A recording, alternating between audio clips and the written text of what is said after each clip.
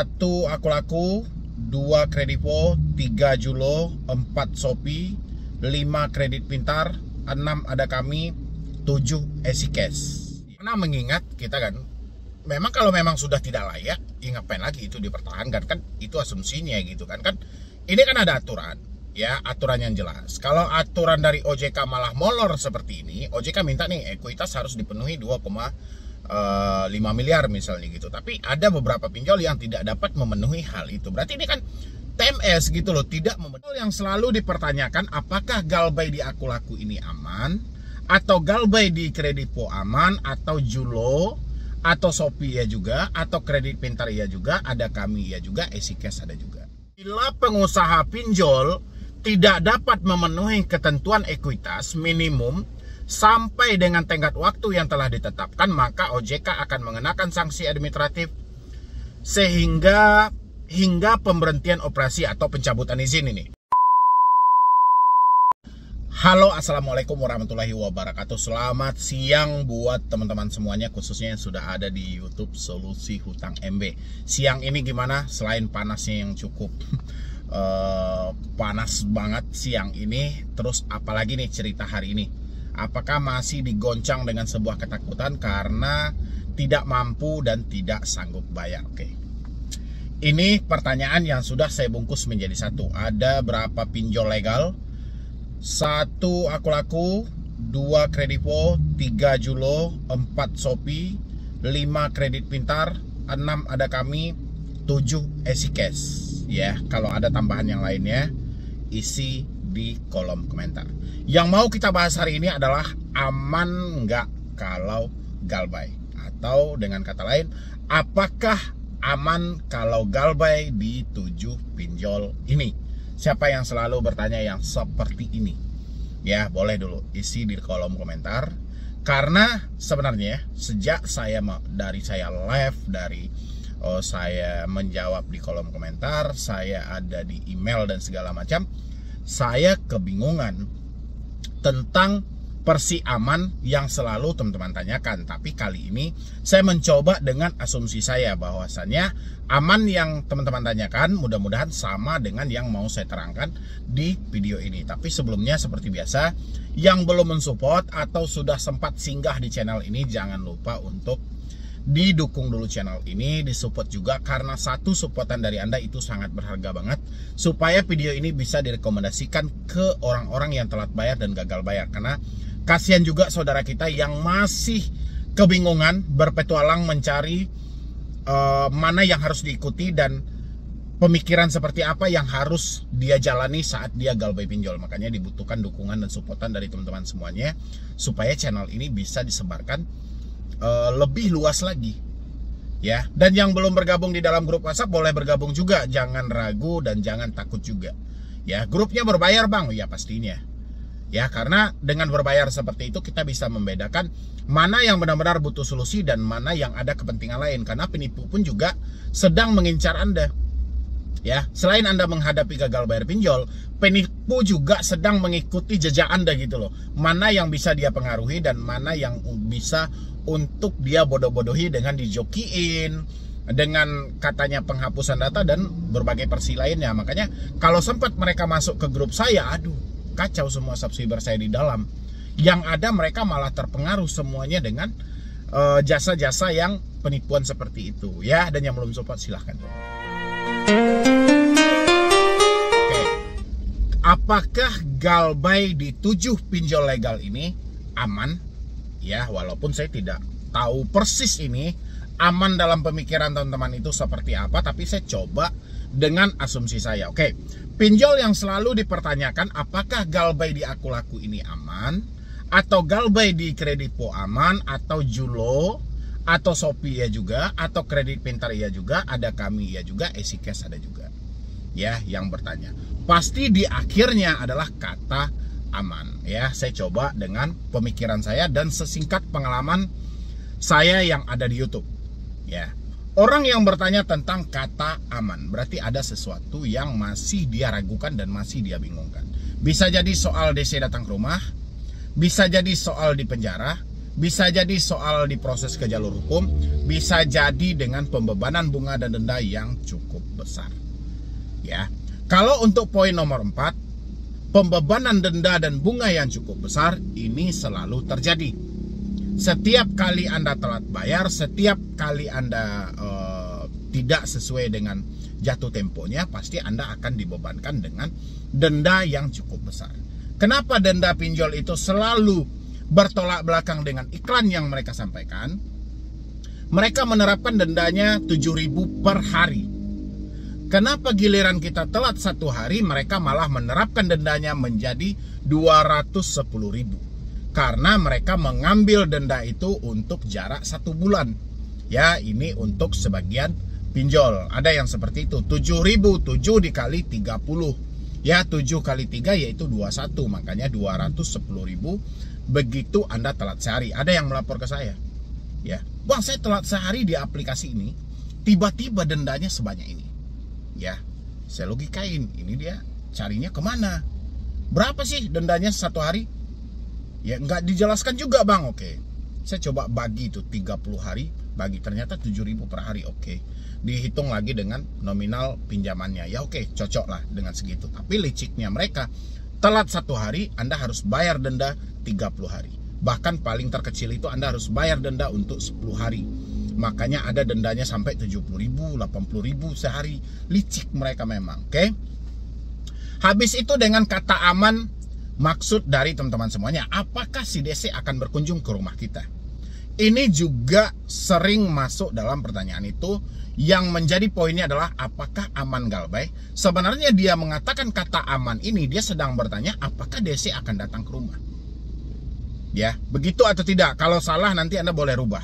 Ya, ini saya coba asumsikan karena beberapa hal yang selalu ditakutkan orang itu, selain denda dan bunga yang besar, DC datang ke rumah, diproses ke jalur hukum, habis itu dengan berbagai penyebaran data dan segala macam, itu juga masuk dalam kategori. Tapi soal DC datang ke rumah, sering orang mengambil pertanyaan apakah aman dari segi Galbay. Oke, DC datang ke rumah itu sudah diatur dalam POJK 2022, itu sudah dipertegas lagi. Lewat dari 90 hari boleh menunjuk pihak ketiga atau pihak lawyer. Ya, sebenarnya inilah yang menjadi penyakit dari teman-teman semuanya, sehingga Anda kesulitan untuk keluar dari jeratan pinjaman online. Kenapa saya bilang yang seperti itu? Sekarang tanyakan ke diri Anda. Anda ini kan sudah menyatakan tidak mampu bayar, tidak sanggup bayar karena, ya, bukan Anda nggak mau bayar ini, tapi karena keadaan. Dan berarti ini real gitu loh, sesuai dengan fakta yang terjadi. Ya, harusnya Anda tidak perlu memikirkan soal apakah ini ada DC-nya, apakah ini tidak ada DC-nya. Pemikiran ini nggak perlu ada lagi sama Anda. Ya, saya khawatir kalau Anda memikirkan soal DC ini terus-menerus, yang terjadi adalah Anda tidak bekerja, Anda tidak keluar rumah, dan Anda serba takut. Mengimbas kepada kehidupan sehari-hari Anda. Ukuran Anda bisa memenuhi kebutuhan hidup Anda karena dibaluti oleh rasa takut Anda memikirkan apakah ada DC atau tidak ada DC, sehingga Anda tidak jadi bekerja dan berusaha. Ya, kalau Anda sudah tidak jadi bekerja dan berusaha, otomatis rezeki Anda akan terputus. Ya, dan rezeki Anda terputus, yang sulit bukan soal pembayaran hutang saja, bahkan untuk makan pun Anda bisa sulit. Ya, urusan DC datang ke rumah atau tidak, ini urusan mereka dengan pinjolnya. Mereka ini pekerja dan mereka ini pesuruh. Ya, semua telah diatur. Makanya di beberapa video saya selalu nyematkan sama teman-teman, ada 3 larangan yang tidak boleh dilakukan oleh debt collector. Anda harus catat. Ya, ada juga hal-hal yang harus dipenuhi oleh debt collector ketika berkunjung, dan Anda harus juga catat. Ya, kalau setiap hari pemikiran Anda hanya memikirkan apakah ada DC, apakah dia datang ke rumah, sehingga Anda lupa SOP apa sih yang harus dipenuhi oleh DC. Ya, justru saya dari dulu menghimbau teman-teman semuanya, lebih baik kita selesaikan masalah online ini secara offline, ya, dengan bertatap muka langsung. Kalau memang ada pihak lapangan mereka, alangkah baiknya mereka datang langsung ke rumah. Yang terjadi adalah komplain yang begitu banyak dari penonton saya. Kenapa dia komplain? Ada hal yang sedang dia sembunyikan. Kenapa dia selalu bertanya tentang DC datang ke rumah? Ada yang ketidakjujuran mereka dalam lingkungan mereka. Contoh, tidak mampu jujur dengan suami, tidak mampu jujur dengan istri, sedang menutupi suatu permasalahan dari orang tua.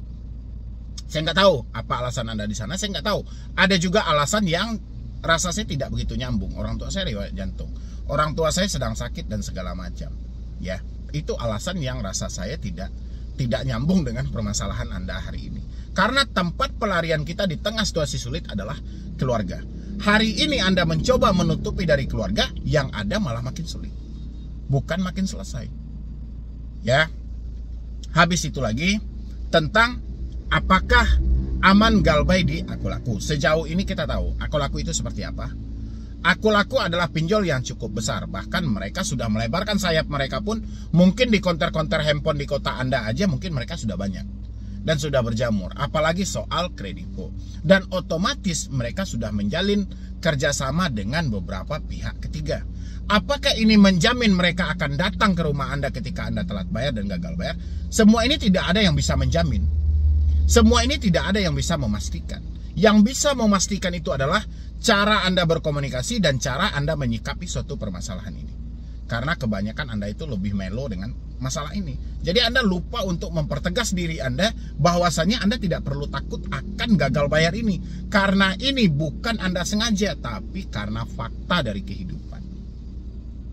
Ya, jadi saya berharap buat teman-teman semuanya yang masih memikirkan DC datang ke rumah, permasalahannya cuma satu, kejujuran Anda terbuka untuk keluarga belum ada. Sehingga masih ada beban berat di dalam pemikiran Anda. Seandainya orang tua saya tahu, seandainya suami saya tahu, pasti masalahnya akan kacau. Itu dalam pemikiran Anda. Padahal faktanya belum tentu seburuk yang Anda bayangkan. Ya, setelah Anda nonton saya, Anda cari waktu-waktu yang tepat, momen-momen tertentu, berbagilah sama suami, berbagilah sama istri, berbagilah sama orang tua. Cukup dengan itu saja. Ya, kalau enggak berbagilah dengan teman yang benar-benar teman gitu loh. Jangan hanya teman di depan saja, di belakang lawan Anda. Ya, tapi berbagilah kepada teman yang benar-benar teman Anda, yang dekat, yang rasa-rasa Anda bisa percaya. Karena hutang-hutang adalah masalah privasi. Makanya saya lebih menyarankan Anda sama keluarga atau suami atau istri. Ya, karena itu pasti akan mengcover rahasia privasi ini. Ya, sehingga Anda tidak perlu lagi memikirkan apakah ada DC, apakah dia datang ke rumah, apakah ada di wilayah ini. Ya, habis itu lagi yang sering ditakutkan orang-orang juga tentang apakah aman galbay di Aku Laku, Kredivo, Julo, Shopee, dan Kredit Pintar ada kami dan Sikes. Tentang proses ke jalur hukum, masih banyak yang bertanya kepada saya, apakah kalau saya tidak bayar, saya akan dipenjara? Ya, ini masih banyak loh yang bertanya kepada saya seputaran hal ini. Ini juga perlu teman-teman ingat sebagai pegangan dasar buat Anda, meskipun Anda berbilang saya ini buta hukum bang, kami ini buta hukum bang. Oke, nggak ada masalah, Anda buta hukum mau apa? Karena zaman ini adalah zaman digital, Anda bebas kok mengakses. Nanti Anda tinggal cari di Google, apakah tidak mampu bayar hutang bisa dipenjara. Itu ada yang selalu menjelaskan dari artikel dari hukum online atau apa. Anda bisa baca dan pahami di situ. Bagaimana perjanjian tentang hutang piutang, pasal apa yang mengatur dalam hal itu, dan apakah benar kita bisa dipenjara karena tidak mampu bayar hutang. Yang jelas saya sudah pernah membuat video itu. Ya, saya sampaikan pasal 19 ayat 2 kalau saya nggak salah dari Undang-Undang Hak Asasi Manusia itu tidak ada seseorang pun yang dapat dipidana penjara atau kurungan berdasarkan ketidakmampuan dan ketidaksanggupan mereka membayar hutang. Ya, sisanya nanti Anda bisa baca lagi di Google dan itu masih banyak lagi. Habis itu kita kejar ke kasus perdatanya. Ya, oke. Karena hutang-hutang adalah masalah perdata, ya, itu jatuhnya ke prestasi. Oke. Apakah ada orang yang telah diproses karena dia tidak mampu bayar hutang? Tapi kutipnya bukan hutang yang melebar nih ya, kita lebih persempit. Hutangnya adalah hutang pinjol. 4 tahun saya ada di YouTube, berdasarkan pengalaman saya yang ada, belum ada seseorang pun yang diproses ke jalur perdata karena ketidakmampuan, ketidaksanggupan membalikkan uang pinjol yang biasa juga sebelumnya kita kenal dengan KTA, kredit tanpa angkunan. Ya, jadi buat teman-teman semuanya, rasa saya hari ini sudah cukup. sudahlah gitu loh, sudah beres semuanya. Jangan pertambah lagi beban-beban yang tidak sesuai dengan fakta yang terjadi. Yang ada adalah diri Anda rugi, Anda makin stres, kehidupan Anda makin sulit. Sekali saja rasa takut itu tidak keluar dari diri Anda, yang ada Anda untuk mencari rezeki keluar dari rumah, itu dihantui dengan rasa takut. Anda mau berangkat kerja, dihantui dengan rasa takut. Yang terjadi adalah malah memburuk keadaan Anda karena Anda tidak mampu lagi memenuhi kebutuhan hidup Anda. Hari ini Anda bisa penuhi kebutuhan hidup Anda sehari-hari, itu sudah layak untuk bersyukur. Ya, jadi nggak usah Anda pikirkan hutang dulu. Kalau ada di luar sana orang bilang hutang wajib dibayar, oke, hutang wajib dibayar. Ini kita akan bersentuhan dengan urusan agamanya. Kalau kita tidak bayar hutang, kita tidak masuk surga. Ya, nanti Anda bisa tanya sama ahli agama masing-masing. Bagaimana juga hukumnya kita menagih hutang kepada mereka yang benar-benar tidak mampu. Ya, ini harus seimbang. Ya, karena saya bukan ahli agama, jadi saya tidak bisa menerangkan secara detail kepada teman-teman. Nanti boleh tanya.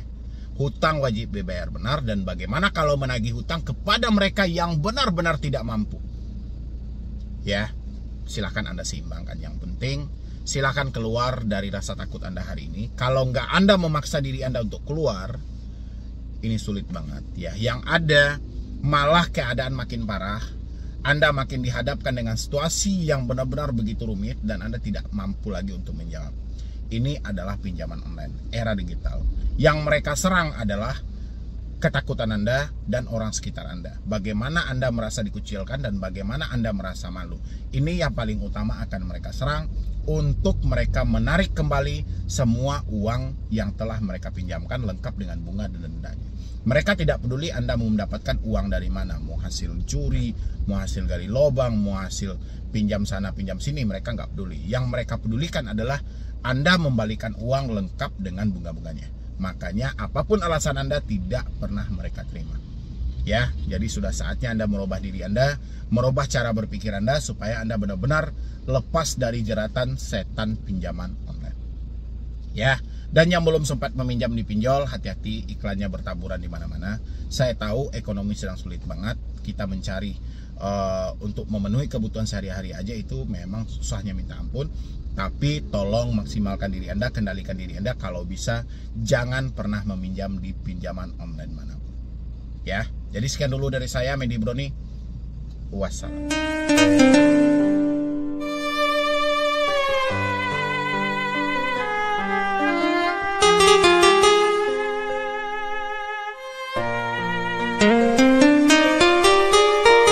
Tar 26 pinjol yang tidak memenuhi ekuitas atau sanksi terakhirnya akan dicabut izinnya. OJK blokir ya 26 pinjol P2P lending yang kurang modal. Harus kayak gini, nggak ada cerita Anda bersuara hapus pinjol, blokir pinjol, pinjol nggak kami butuhkan dan segala macam.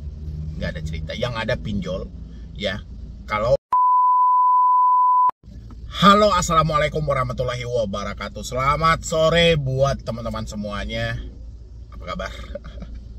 Kali ini nih menarik banget. Ini ada kelanjutan tentang yang kemarin kita bikin ya. Mungkin teman-teman pada nungguin ya, yang katanya 26 pinjol yang kurang modal gitu loh ya. Dan ini ada kelanjutan beritanya dari CNBC Indonesia ya. Apakah ini sudah diblokir atau bagaimana gitu loh ya. Dan kita lihat daftarnya dan teman-teman juga boleh simain. Nanti kalau ada daftarnya teman-teman boleh catat ya. Dan ya sudah, berarti kalau mereka sudah kekurangan modal, berarti Anda tinggal menghentikan pembayarannya, OJK tinggal melakukan pemblokirannya, kan gitu ya. Tapi sebelumnya, seperti biasa buat teman-teman semuanya yang belum mensupport channel ini, boleh disupport dulu, boleh didukung dulu. Mudah-mudahan dengan supportan dan dukungan Anda, channel ini terus berkembang. Ya, dan saya sampaikan juga buat teman-teman semuanya yang baru telat bayar, baru gagal bayar, jangan ragu-ragu, silahkan bergabung di dalam grup WhatsApp saya. Nanti bersama-sama saya bantu Anda untuk bagaimana Anda keluar dengan cara yang benar-benar tidak akan mengganggu pemikiran Anda ya. Tinggal klik tombol gabung yang ada di bawah nama channel. Silahkan. Oke, Anda boleh lihat di sebelah saya. Saya cuma ambil beberapa penggalannya saja. Ya, bahwasanya saya mengambil berita terbaru dari CNBC Indonesia. Dan ini berita yang diterbitkan di 3 Agustus 2023, tepat di jam 5 sore. Ya. Di sini dengan judul yang mereka berikan seperti yang sudah Anda lihat adalah OJK ultimatum 26 pinjol, P2P lending kurang modal. Ya, saya berharapnya sih tadi judulnya adalah OJK blokir ya 26 pinjol P2P lending yang kurang modal. Harusnya karena mengingat kita kan memang kalau memang sudah tidak layak, ya ngapain lagi itu dipertahankan, kan itu asumsinya gitu kan. Kan ini kan ada aturan, ya aturan yang jelas. Kalau aturan dari OJK malah molor seperti ini, OJK minta nih ekuitas harus dipenuhi 2,5 miliar misalnya gitu. Tapi ada beberapa pinjol yang tidak dapat memenuhi hal itu. Berarti ini kan TMS gitu loh, tidak memenuhi syarat. Kenapa OJK malah mempertahankan, sementara ke masyarakat saja mereka misalnya orang minta toleransi nih, itu tolong bunganya dikurangin atau dendanya dikurangin, nggak dapat, nggak bisa. Yang ada terjadi malah kalau nggak data Anda kami sebar dan segala macam, kan itu yang terjadi. Itu kan selama ini yang terjadi kan. Anda sudah berusaha untuk minta kekurangan, mengurangi bunga atau mengurangi denda, yang terjadi apa? Anda malah diancam dengan sebar data. Tapi ini lucu gitu loh ya. Sudah jelas OJK menemukan ada 26 pinjol ya yang tidak memenuhi syarat tapi masih dipertahankan. Oke. Kita bacakan dulu beritanya. Anda sudah lihat di sebelah saya ya. OJK ultimatum 26 pinjol P2P lending kurang modal. Ini berita dari CNBC Indonesia. Dan ini foto Bapak Ogi Prastimoyono dalam konferensi pers anggota Dewan Komisioner OJK Rabu. Tangkapan layar dari YouTube Jasa Keuangan. Oke. Jakarta, CNBC Indonesia. Otoritas Jasa Keuangan OJK mencatat belum ada perkembangan dari perusahaan finansial berbasis teknologi fintech P2P lending yang kekurangan modal. Awalnya ini masih awal kalimat loh. Anda lihat di sini. Otoritas Jasa Keuangan OJK mencatat belum ada perkembangan dari perusahaan finansial berbasis teknologi fintech P2P lending yang kekurangan modal. Jadi nggak ada berkembang. Masih kekurangan modal ya. Kalau tenggat waktu yang diberikan OJK adalah sampai Juli, oke, ini Agustus loh ya, dihapus tuh tidak itu loh. Di awalnya saja itu kan sudah jelas. Teman-teman bantu share ya ini ya, bantu share biar ini bisa sampai gitu loh ya, supaya OJK benar-benar bisa membuang pinjol-pinjol yang tidak memenuhi syarat. Karena kasihan juga masyarakat kalau ini dibiarkan terus-menerus. Yang ada masyarakat akan menjadi kuda besi mereka untuk duitnya dikuras gitu loh ya. Hingga 3 Agustus 2023 sebanyak 26 P2P lending masih belum memenuhi ketentuan modal minimum 2,5 miliar ya, sampai tanggal 3 Agustus. Sekarang saya bacain beritanya itu tanggal 4 ya. Ini tanggal 3 Agustus, berarti hari kemarin ya. Ini belum bisa mereka memenuhi 2,5 miliar. Jadi OJK ada apa sebenarnya? Kenapa pinjol-pinjol yang tidak memenuhi syarat malah dikeluarkan izinnya, malah dipertahankan? OJK sebenarnya mau ngapain gitu loh ya. Kalau mereka sudah kekurangan modal, OJK paksa untuk mereka memenuhi modal mereka. Yang terjadi adalah mereka akan membebankan hal ini kepada masyarakat, khususnya terhadap konsumen-konsumen mereka yang meminjam di sana. OJK pikirkan nggak itu dampak-dampak itu? Jadi kalau memang sudah nggak layak, ya sudah 26 pinjol diblokir, udah selesai kan? Atau mereka dikeluarkan dulu tuh dari 102 pinjol legal. Nanti kalau mereka sudah memenuhi syarat, masukin lagi, nggak ada masalah. Jangan mempertahankan pinjol ya yang tidak memenuhi syarat. Jadi OJK seakan memolorkan untuk aturan mereka sendiri gitu loh. OJK telah minta action plan pemenuhan ekuitas minimum kepada P2P lending tersebut, kata Kepala Eksekutif Pengawasan Perasuransian Dana Pensiun, Lembaga Pembiayaan dan Lembaga Jasa Keuangan lainnya, Ogi Prastimoyono, dalam konferensi pers rapat Dewan Komisioner OJK bulan Juli 2023, Kamis, tanggal 3 bulan 8 2023, berarti hari kemarin pas nih. OJK sudah minta dari bulan Juli gitu loh. Ino mengatakan beberapa perusahaan P2P lending masih dalam proses perubahan permodalan. Dia meminta bagi penyelenggara P2P Lending yang telah memberikan action plan tetapi belum mengajukan permohonan penambahan modal diberikan tenggat hingga 4 Oktober 2023. Kampret lah. Masih diberikan perpanjangan waktu gitu loh, sampai 4 Oktober. Kacau kan? Gila, kalau kayak gini nggak ada cerita Anda bersuara, hapus pinjol, blokir pinjol, pinjol nggak kami butuhkan dan segala macam. Nggak ada cerita. Yang ada pinjol, ya. Kalau penglihatan saya untuk ke depan ini justru makin menjamur dan makin berkembang. Yang hancur adalah Anda, ya, karena mereka ini bermain dari segi digital dan mereka bermain dari handphone Android Anda gitu loh, atau handphone iPhone Anda masing-masing deh. Mereka sasarannya ya sudah di situ, targetnya gitu loh. Kan gila. Anda lihat di sini, saya munculkan di sini. Dia meminta bagi penyelenggara P2P Lending yang telah memberikan action plan tetapi belum mengajukan permohonan penambahan modal diberikan tenggat waktu hingga 4 Oktober, ya. Selanjutnya, P2P yang telah berizin selama 3 tahun, OJK meminta segera mencari mitra strategis untuk memenuhi aturan permodalan. Kalau tidak terpenuhi sampai tenggat waktu, akan dilakukan langkah pengawasan sesuai ketentuan. Ngapain lagi langkah pengawasan sesuai ketentuan? Kalau tidak juga sampai tenggat waktunya, kita cabut izinnya. Ini OJK kan sudah memberikan sampai Juli dan mereka sudah sampai juga 3 tahun. Ya, yang 2,5 tidak bisa memenuhi ya sudah buang. Yang tidak bisa memenuhi sampai 7,5 M buang. Yang tidak bisa memenuhi sampai 12 sekian M buang, kan udah selesai. Ya. Ini ada apa lagi? Pertahankan. Apa sih sebenarnya, kita juga bingung ya. Saya pun juga bingung sebenarnya ini ada apa gitu loh. Kenapa ini diberikan tenggat waktu yang sepanjang-panjangnya gitu loh. Saya akan begitu mengkhawatirkan kalau seandainya pinjol ini malah diblokir, dibuang. Saya kan ada yang kurang gitu loh. Ada yang terbatas atau ada yang nggak dapat. Tuh apa ini lagi gitu loh. Ya, teman-teman boleh isi pendapat bagaimana menurut versi Anda. Ini saya munculkan di sebelah saya. Ya, habis itu lagi ini OJK masih menyuruh untuk mencari mitra yang strategis untuk mereka merger, mereka diminta bergabung dengan perusahaan yang sudah berdiri. Misalnya perusahaan A sudah tercapai, perusahaan B belum terpenuhi, perusahaan B boleh gabung dengan A, kan itu dia minta. Ya kan, mitra strategis. Direktur Pengawasan Direktorat Pengaturan Perizinan dan Pengawasan Finansial Teknologi Otoritas Jasa Keuangan DP3 FOJK Tris Yulenta sebelumnya mengatakan bahwa bila pengusaha pinjol tidak dapat memenuhi ketentuan ekuitas minimum sampai dengan tenggat waktu yang telah ditetapkan, maka OJK akan mengenakan sanksi administratif hingga pemberhentian operasi. Saya rasa juga nggak perlu lagi, ini sudah tepat ini untuk dicabut gitu loh. Jadi nggak usah lagi diberikan tenggat waktu. Kan di sini sudah jelas nih. Tris Yulianta sebelumnya mengatakan bila pengusaha pinjol tidak dapat memenuhi ketentuan ekuitas minimum sampai dengan tenggat waktu yang telah ditetapkan, maka OJK akan mengenakan sanksi administratif hingga pemberhentian operasi atau pencabutan izin ini. Ya, pencabutan izin atau pemblokiran.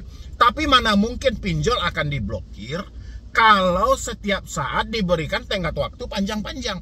Ini bulan Agustus, otomatis Agustus, September, Oktober, diberi lagi 2 bulan, diberi lagi 2 bulan, diberi lagi 2 bulan. Nggak ada cerita kalau kayak gitu mah. Ya, jadi dari OJK-nya sendiri yang aturannya molor. Harusnya ini kan lebih dipertegas. Oke, kita sudah beri 1 kali. Oke, ini Anda nggak mampu penuhi, Anda silakan ikut merger, gabung. Nggak bisa juga, ya sudah, Anda keluar aja dulu. Nanti kalau Anda sudah bisa memenuhi, Anda masuk lagi ke sini. Kan seperti itu harusnya.